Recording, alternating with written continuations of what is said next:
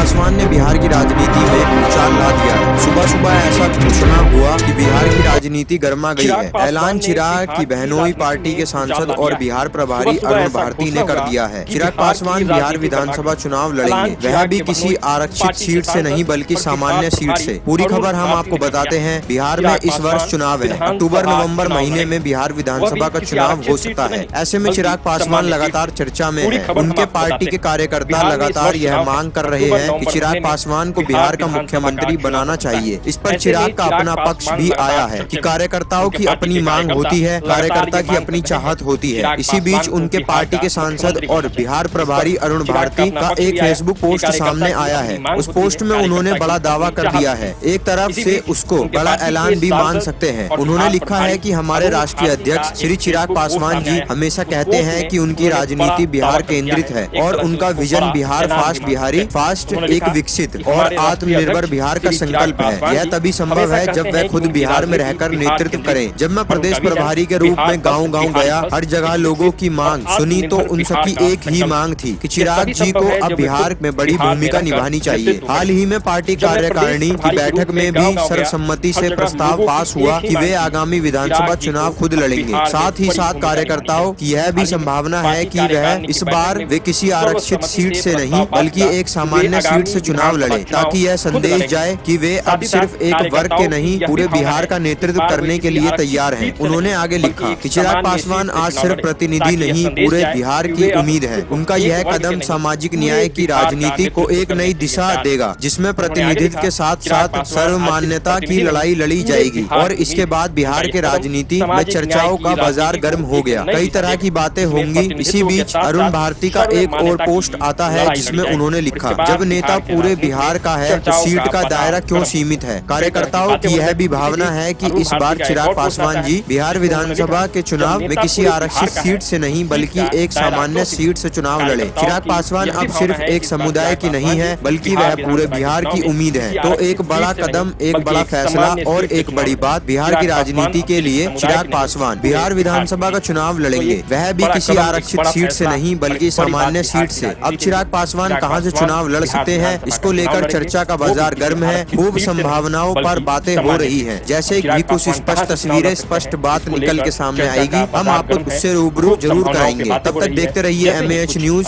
और इस खबर पर आपकी क्या राय है आप हमें कमेंट बॉक्स में जरूर बताएं और हमारे चैनल को सब्सक्राइब करके इस वीडियो को लाइक जरूर करें। इस वीडियो में